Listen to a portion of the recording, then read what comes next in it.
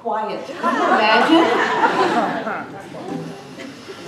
Are you ready? Yes. Are you ready to let it all go and take what is rightfully yours? Yes. Are you ready to be free? Yes. Are you ready to have more money than you know what to do with? Yes. Are you ready to go where you want to go? Yes. Do what you want to do? Yes. Buy what you want to buy? Yes. And be who you are meant to be? Yes. And we're going to do our treatment for freedom together aloud. I speak my word for myself, my center, and all its members and friends. I know love as the only reality. I am created out of love. Love is what I am. I know this love as absolute freedom in every area of my life, the life of my center, and all who call it home. I know our center's mortgages are paid in full, and I claim for all of us financial freedom with all debts paid and cleared. I release any sense of struggle or wrongdoing. I live in an abundant universe where there is more than enough for all. We experience freedom in every moment by always having more than enough money, vibrant health, and loving relationships. We are who we have come here to be. With hearts open wide, we see the world through the eyes of love. We are blessed, we are rich, and we are free. And so it is. And we do this by using our points of power. I always pay attention. I always tell the truth and tell it quickly. I always ask for what I want when I want it. I always take total responsibility for my experience, and I always keep my agreements. And so it is. Excellent, excellent, wonderful. Let it go. You can just use that as your mantra and immediately go into a state of nirvana. Just let it go. Whatever it is, let it go. But this came up for me because some of you may remember about a year ago, we had an event in Las Vegas. It was called the Centers for Spiritual Living Convention. And John,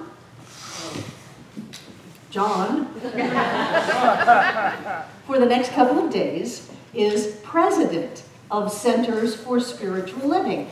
And when we came back from that convention, he shared with the people who were there that there had been a vote to have a vote this year to dissolve the position of presidency.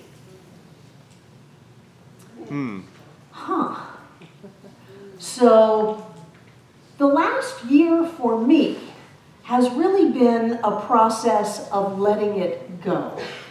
Because sometimes in my not so transcendent state, out of my thinking love for John, I go to war with made-up enemies. And when we go to war with made-up enemies, what we do is we create those in our world, and then we can validate going to war. Yeah.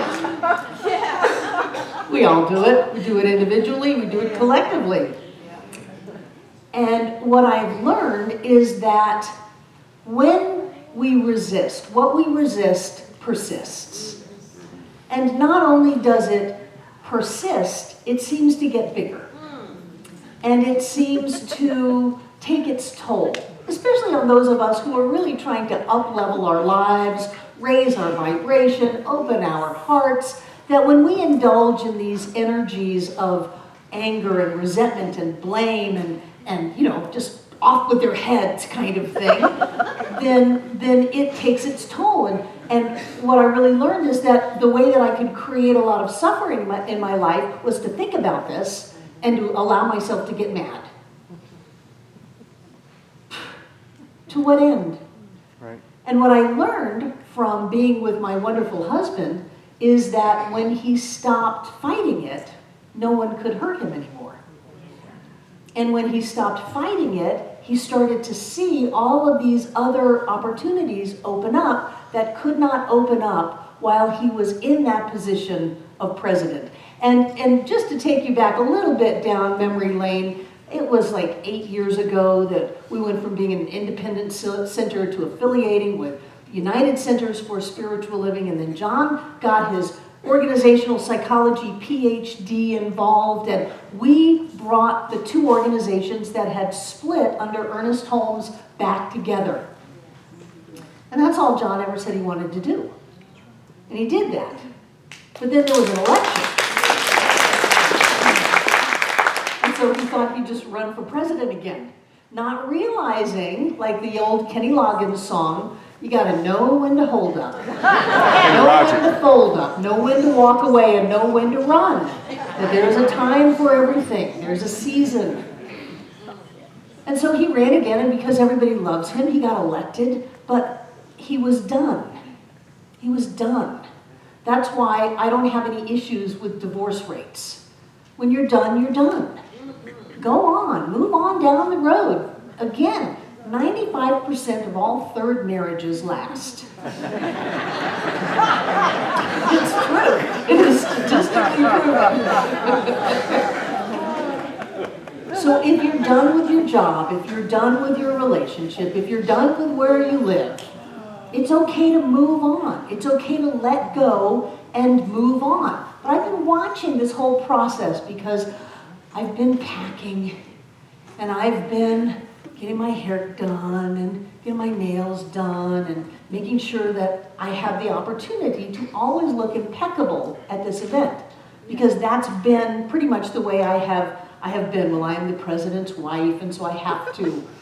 Barbara Waterhouse, you don't have to anything. So I threw in my jeans and my sweaters.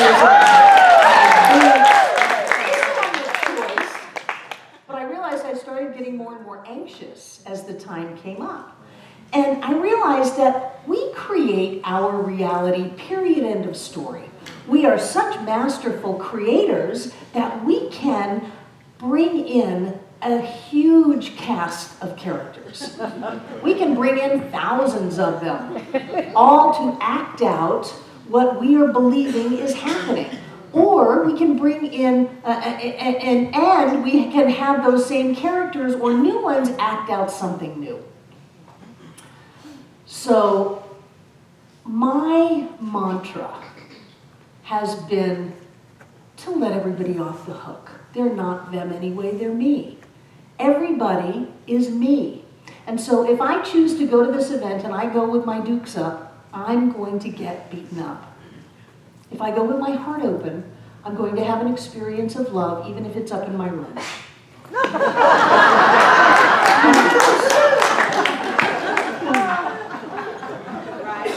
And in our practitioner class on Tuesday night, we were talking about forgiveness. And it occurred to me that so often we think that we have to do the really big forgiveness. You know, there was a book recently called Forgive for Good. Just do it and finish it and forgive everything and have this amazing forgiveness and then you're done. Forgive for good. I have not found that to be the way my life works. I find my life is more like an onion. And I keep going around to the same things over and over. Some will say it's a spiral and you're always evolving. Well, that's great. But in the moment, it feels like we've been here before. I thought I did that for good. And so I decided just to throw all of that out.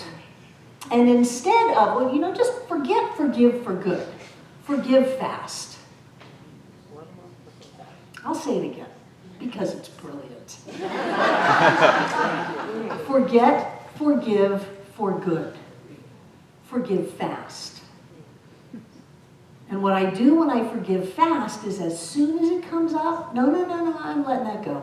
Everything is in divine order. My life is unfolding gloriously. Everything is operating exactly as it's supposed to. I have spent more time with my husband in the last 3 or 4 months than I have in the last 5 years.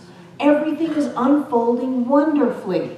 So why is it that I feel a need to feel victimized or to blame people or to want to go and cut their heads off and things like that. That's all made up crazy stuff.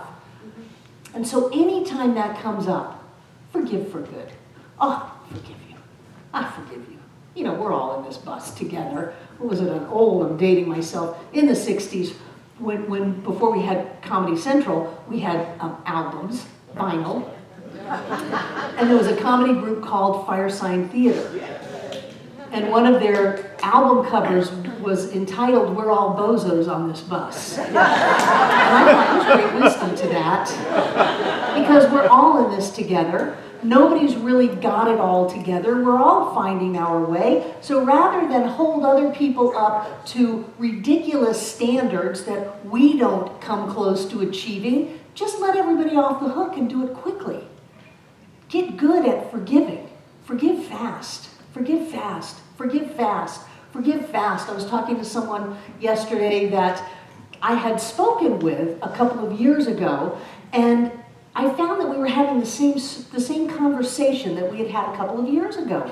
And I was reminiscing as to the conversation a couple of years ago, which was problem, problem, problem. Oh, I hate that person. Problem, problem, problem. And a couple of years ago I said, now, you know the, oh, I hate that person is inextricably connected with problem, problem, problem. That you don't get to have, no problems, ease and joy, and I hate that person at the same time. That when you allow yourself to hold on to grudges against people, to feel like they have done you wrong, to feel like you have no control over your life, then you get out of that. That's a cause, and the effect is problem, problem, problem. And so I said, you know, we've had this conversation a couple of years ago, and it was the exact same conversation, only now you've got 2 years of growth under your belt. And I threw out the Edwin Gaines phrase. I said, you know, Edwin Gaines says that all debt is a lack of forgiveness. All debt is a lack of forgiveness. And I would enlarge it to say all constriction, all limitation, all illness, all lack of any kind is a lack of forgiveness. And we project it onto somebody else, but it's not them because we're the only one. Forgive fast. Forgive yourself. Forgive the other person, and then forgive yourself for even blaming them. And forgive it fast, because you're going to have another opportunity to forgive really, really fast.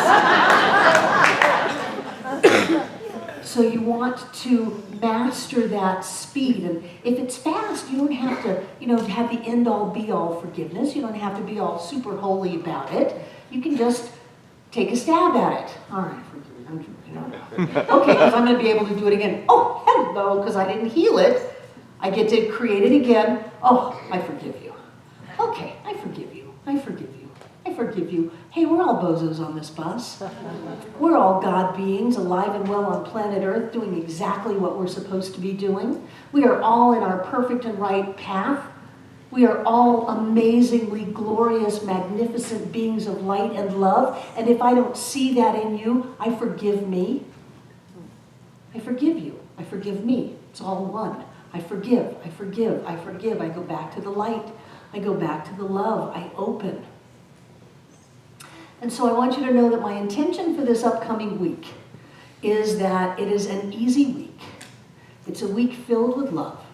It's a week filled with joy. And that is the only thing that I am going to accept from my colleagues and my peers and all of these other beings that really are bringing the light into the world. But also know that this is the week where John actually does lose his job as president of Centers for Spiritual Living. And with the position being dissolved, chances are he will be the only one that ever was. So that's kind of cool. And so when he comes back next week, I ask you personally to be here, to support him in that, to welcome him home from a journey out into the woods, out into the world that has taken him many, many years to find his way back from. He's done really good work.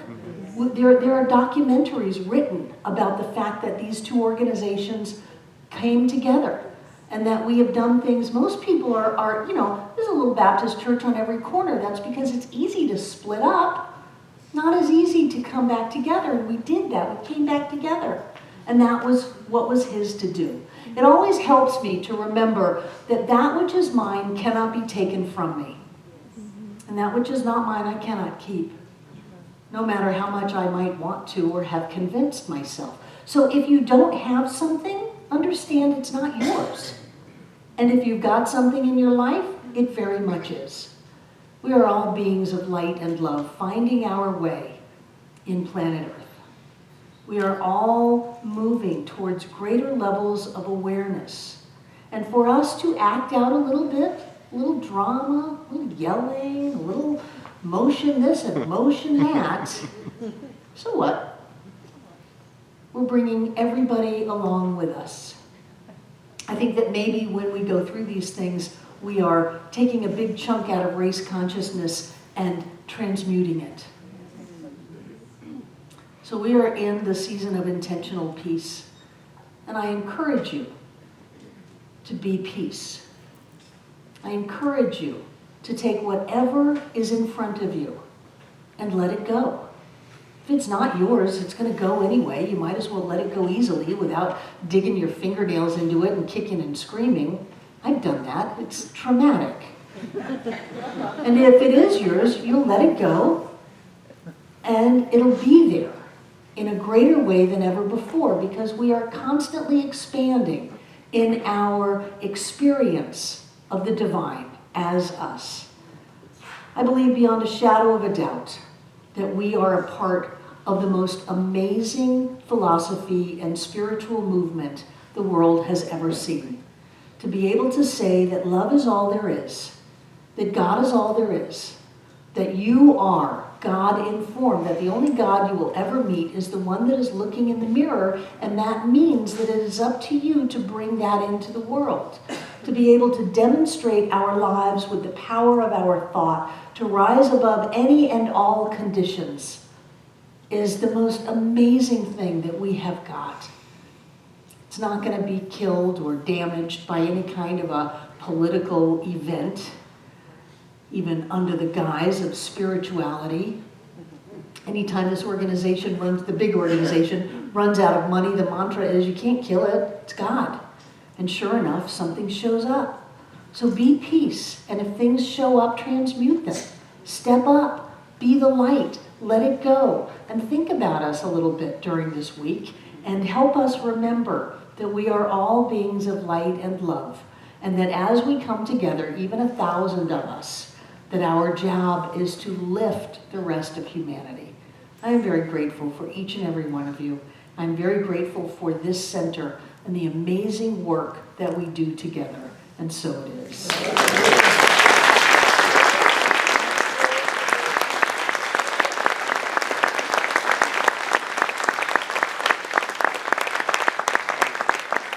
Thank you, thank you, thank you.